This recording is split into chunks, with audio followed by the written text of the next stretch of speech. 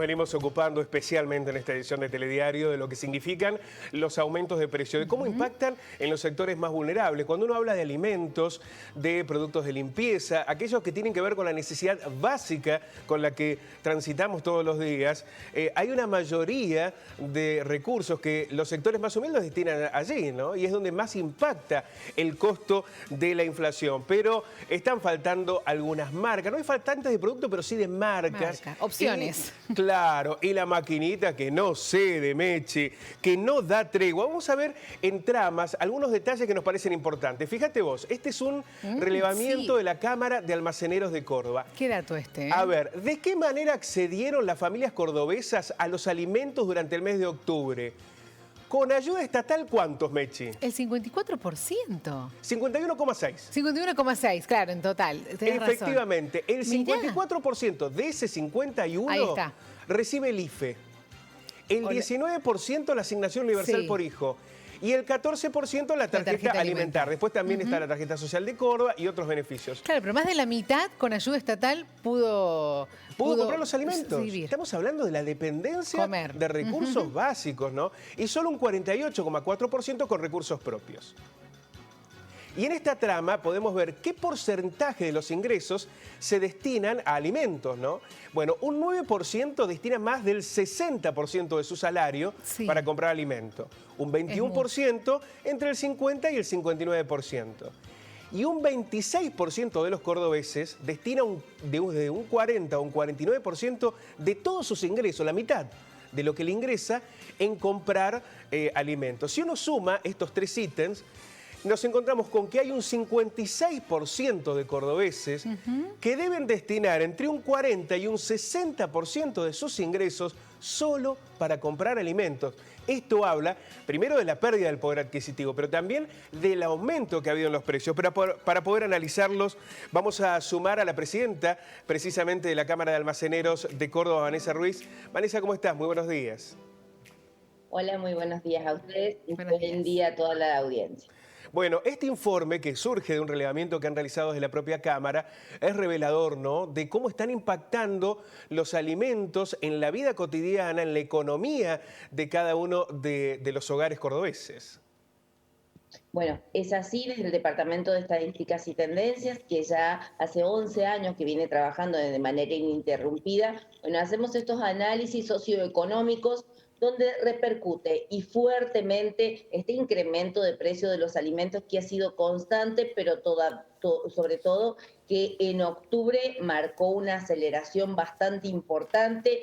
Llegaron constante listados con los incrementos, incluso incrementos por arriba de los permitidos por Secretaría de Comercio de la Nación. Si hacemos un análisis y vemos cómo ha quedado el incremento de los alimentos en forma interanual, en el último año los incrementos de los alimentos llegaron al 43,69%. Entonces, hoy por hoy, en una ama de casa, el señor que va a hacer sus compras no tiene una sensación de que aumentaron, lo hicieron en realidad, y sobre todo teniendo en cuenta que 3,45% lo hizo en el último mes. Ha venido en ascenso escalonado y bueno, con prácticamente una vertical bastante grande en los gráficos de que el precio de los alimentos, lejos de detenerse, está en pleno ascenso. Sí, Vanessa, y esto se da en un contexto muy particular que estamos viviendo y además muy poco aumento en los sueldos.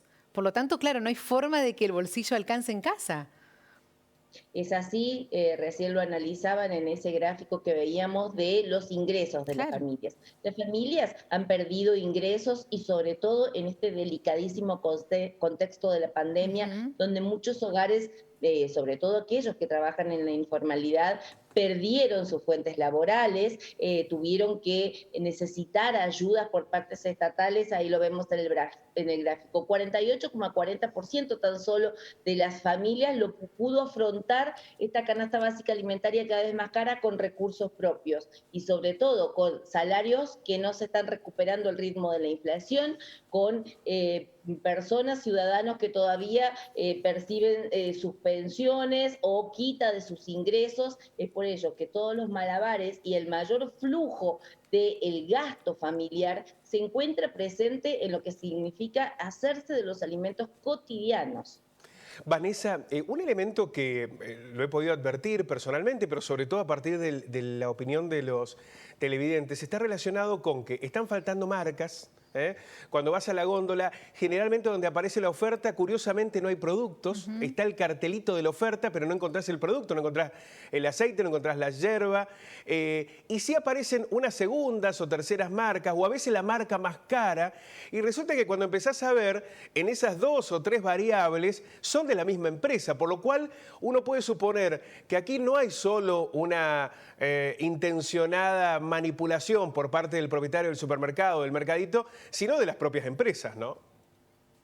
Es así, en este octubre tan inusual y con incrementos tan altos, apareció otra modalidad y fue la cuotificación de los productos entregados, sobre todo, obviamente, las alimenticias, las industrias alimenticias que son pocas en la Argentina, abastecen muy pocas la Argentina y como bien lo dicen, hay empresas que tienen la primera, la segunda y la tercera marca.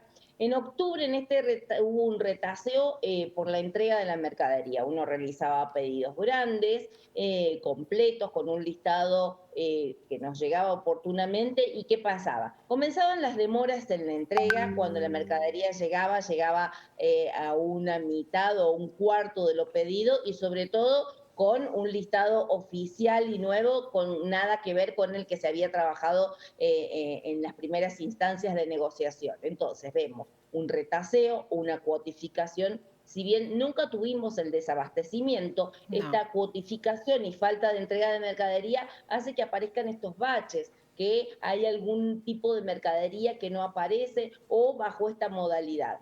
Aparece un producto con incrementos bastante altos y también el ciudadano se queda sin el poder elegir marcas, presentaciones, precios. Entonces, vamos a ver que quizás el aceite, que ha sido uno de los productos que más se incrementaron y que está en plena evolución. Recordemos, aceite y harinas son commodities internacionales, se mueven en el precio del dólar y resultan bienes que, bueno, lamentablemente las empresas que lo abastecen, bueno, hacen estas cuotificaciones, este retaseo en la entrega de la mercadería, que hace que se provoquen estos baches para el consumidor y por supuesto para el comerciante, porque ni siquiera el comerciante puede diagramar cómo tener su stock de mercadería disponible y sobre Vanessa, todo, más allá de lo que falte, es lo que falte en precios. Claro. Vanessa, Mechi, vamos a mostrar otra de las tramas para que la podamos analizar, que tiene que ver con, a mí me pareció muy interesante, variación de consumos principales, ¿no? Lo que cayó en el consumo y lo que subió en el comparativo del octubre del año pasado con este. Por ejemplo, ha habido una fuerte caída en el consumo de verduras de hojas verdes, de quesos, pero también de la carne, del pescado. Esto tiene que ver con los precios, porque por otro lado hay una suba, por ejemplo, las menudencias de pollo. Esto habla de la difícil situación, de las menudencias vacuna. Claro. ¿Esto está relacionado precisamente con los precios?